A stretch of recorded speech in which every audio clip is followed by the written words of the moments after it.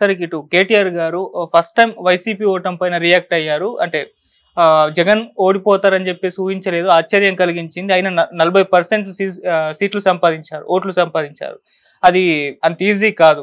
ఇందులో షర్మిల పాత్ర అసలు ఏమీ లేదు. కేవలం ఆయన వాడుకున్నారు తప్పితే దాని పాత్ర అయితే ఎటువంటి లేదు అని చెప్పేశారు. ఈవెన్ వాళ్ళ ఓటమి పైన కూడా ఆయన ఆత్మవిమర్శ చేసుకున్నారు సార్. ప్రజలకు కాస్త దూరమైన మాట విషయమే అని చెప్పేసి అంటున్నారు. అంటే ఆయన కామెంట్స్‌ని ఏ విధంగా చూడొచ్చు అంటారు సార్? అదే అమ్మా స్వచ్ఛమైన కామెంట్స్. ఇప్పుడు ఆయన ఓటమి గురించి అంత ఇక మేమేదో మమ్మల్ని మోసం చేశారు, మాకేదో మోసం అయింది అనలేదు. అలాంటిది మాటలు మాట్లాడకుండా, కాంగ్రెస్ వాళ్ళు మాట్లాడే మాటలు మాట్లాడకుండా నిజాయితీగా మేము ఎక్కడో కనెక్షన్ మిస్ అయ్యాం. కొన్ని విషయాల్లో మేము మా ఆలోచనలో తప్పు అయ్యింది. సో నిజాయితీగా ఒప్పుకున్నాడు. సో వాటిని కరెక్ట్ చేసుకుంటాం, కరెక్ట్ చేసుకుని ముందుకు వెళ్తాం అని చెప్పి ఒక నిజాయితీగా అది కావాలి. ఓడిపోతాం, గెలుస్తాం. రాజకీయాల్లో అధికారం 10 ఏళ్ళు ఉన్న అధికారంలో ఇవాళ పోయింది, మళ్ళీ రేపు వస్తాం. అది ఎప్పుడు ఉంటుంది. గెలుపు ఓటములు రాజకీయాల్లో ఉంటుంది. కానీ గెలిచినప్పుడు ఒక రకంగా, ఓడినప్పుడు ఒక రకంగా మాట్లాడటం కాకుండా, గెలిచినప్పుడు ఎలా గెలిచాం, ఎందుకు గెలిచాం విశ్లేషణ చేసుకున్నాం. ఓడిపోయినప్పుడు ఇప్పుడు ఎందుకు ఓడిపోయాం, ఏ కారణాల వల్ల కూడా మన తప్పులేంటి, ఓడిపోవడానికి ఎవరి మీద నింద చేయటం కాకుండా మన తప్పులేంటి, మనం చేసే తప్పులేంటి అది విశ్లేషించుకుని కరెక్ట్గా చెప్పాడు బ్రహ్మాండంగా. అలాగే అక్కడ ఆంధ్ర విషయంలో కూడా వాస్తవం చెప్పి 40% ఓట్లు రావటం అంటే సాధారణ విషయం. అంటే 40% ఓట్లు అంటే 5 కోట్ల ఆంధ్రుల్లో 2 కోట్ల మంది వైసీపీకి వేసారని లెక్క. 40%, 2 కోట్లు, 3 కోట్లు వాళ్ళకి వస్తే 2 కోట్ల మంది ప్రజలు ఆదరించిన పార్టీగా ఉంది.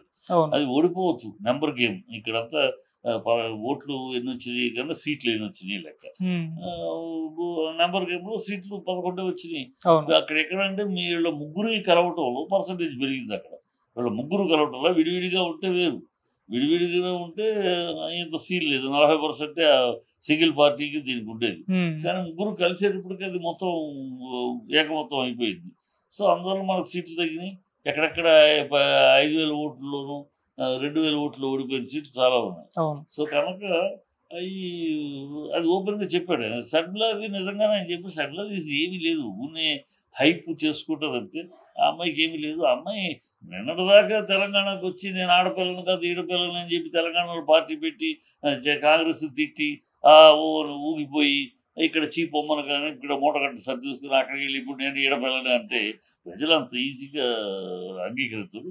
ప్లస్ ఆ అమ్మాయి రాజశేఖర రెడ్డి వారసురాలు అనడానికి కూడా యాక్సెప్ట్ చేయరు. ఎందుకంటే రాజశేఖర రెడ్డి గారు బతుకుంటా ఎప్పుడు అమ్మాయిని రాజకీయాల్లో దింపలా. చనిపోయినాక వెళ్ళటం కూడా ఎందుకు వెళ్ళావు నువ్వు, నేను పిలిస్తే కాదు నువ్వుగా దూరావు. వాళ్ళ విజయమ్మ గారు వెళ్తూ ఉంటే ఆవిడకి కాళ్ళు నొప్పి పాదయాత్ర చేయలేనంటే భారతీయ వెళ్తానంటే కాదు వదినా నువ్వు వద్దు, నేను వెళ్తాను, నాకు పిల్లలు పెద్దవాళ్ళు అయిపోయారు, నాకు పెద్ద బాధ్యత లేవు, ఇప్పుడు నీకు ఇంకా పిల్లలు ఉన్నారు, పనులు ఉన్నాయి, అమ్మ ఆరోగ్యం బాగాలేదు, ఇవన్నీ చూసుకోవాలి, నేను వెళ్తానని వెళ్ళావు. వెళ్ళేసి ఒక దుర్బుద్ధితో వెళ్ళావు. తర్వాత అది వెళ్ళావు. వెళ్ళిన తర్వాత పాదయాత్ర అయినాక నేను బాణాన్ని జగనన్న విసిరిన బాణాన్ని ఉన్నావు, అవన్నీ బాగానే ఉన్నాయి. తర్వాత ఏం చేసావు, సోనియా గాంధీ దగ్గరికి వెళ్ళావు. సోనియా గాంధీ దగ్గరికి వెళ్ళి నిన్ను ప్రెసిడెంట్ చేయమన్నావు.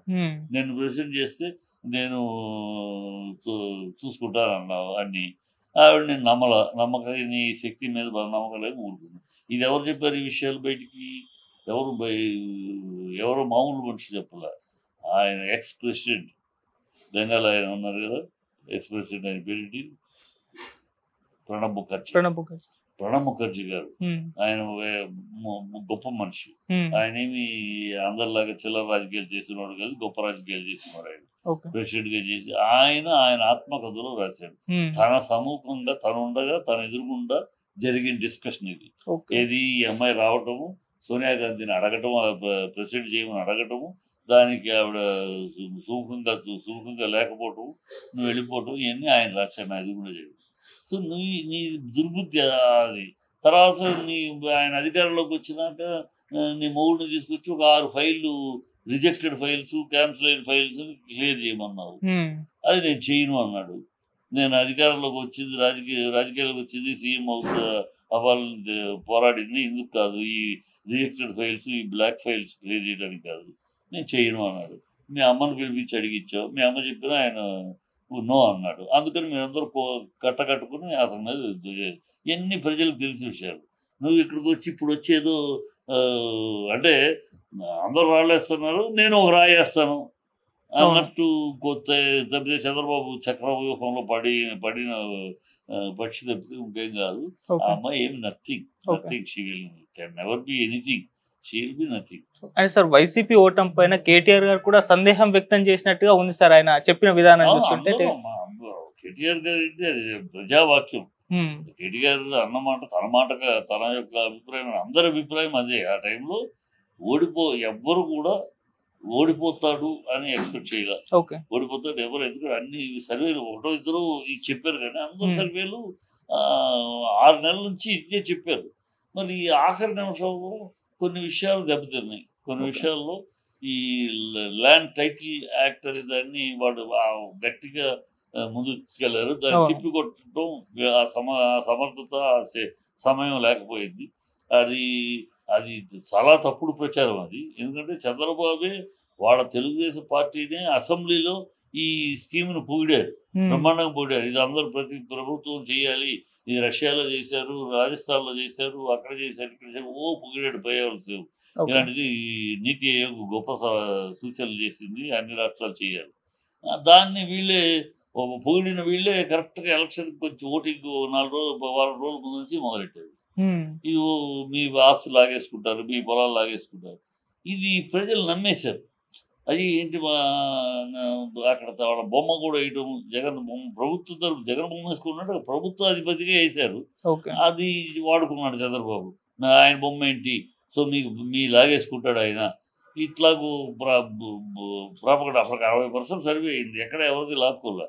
కానీ ప్రజలకి ఈ విషయం తెలియజెప్పి ఇది బూటకము, ఒకటి డ్రామా, వాళ్ళు చెప్పింది వాళ్ళే బాగుంటున్నారు, వాళ్ళు కేవలం భ్రమ పెట్టి చేస్తున్నారు అని ప్రజల ముందు తీసుకెళ్ళి క్లారిటీ చేసే సమయం కానీ ఆ సమర్థత కానీ లోపించింది.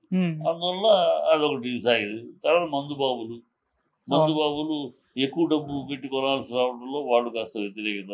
తర్వాత ఉద్యోగస్తులకి పెన్షను, వాళ్ళందరినీ రెచ్చగొట్టాడు చంద్రబాబు. వాళ్ళకి ఇస్తున్నాడు, పేదలకు ఇస్తాడు, పేదలు సంక్షేమని వాళ్ళకి ఇస్తున్నాడు, మీకు పంగనామాలు పెడతాడు. మీరు ఇన్ని సంవత్సరాలు కష్టపడి తర్వాత రిటైర్ అయితే మీకు మీ బతుకులకి ఇది లేకుండా మీకు పెన్షన్లు ఇవ్వట్లేదు, పెన్షన్ డిలే అయింది, అది వాస్తవం. సో ఇవన్నీ కలిసి అతనికి ఆయుధాలుగా ఉపయోగపడ్డాయి. ఈవీఎం ట్యాంపరింగ్ అని కూడా ఒక అంశం వచ్చింది. ఇప్పుడు కేటీఆర్ గారు దాన్ని ఏమన్నా ప్రస్తావించే, అంటే తన మాటలు అదేమన్నా ఉందంటారా సార్? ప్రస్తావించవచ్చు, కానీ ఆధారాలు కేటీఆర్ స్టేజ్ లో ఉన్న వాళ్ళు ఆధారాలు లేని మాట్లాడరు. అందులో కేసీఆర్ ఎడ్యుకేటెడ్, వెల్ ఎడ్యుకేటెడ్. కనుక ఇప్పుడు రేవంత్ రెడ్డి మాట్లాడినట్టు చిల్లరతరంగా మాట్లాడలేడు కదా. వాళ్ళు సస్తే పోస్ట్పోన్ లో మాట్లాడలేడు కదా. ఎడ్యుకేటెడ్ కనుక సాక్ష్యాధారాలు లేకుండా అనుమానాలు ఉన్నాయి, 100 అనుమానాలు ఉంటాయి ఓడిపోయినప్పుడు. ఆ అనుమానాలు, అందుకని జగన్ కూడా ఓడిపోయాం, ఎన్ని కారణాలు మన దగ్గర ఆధారాలు లేవు అంటున్నారు, కానీ మన దగ్గర ఆధారాలు లేవు. కనుక ప్రజాభిప్రాయాన్ని గౌరవిద్దాం, ప్రజల తరపున పోరాడదాం అని అనేసాడు. అంతే.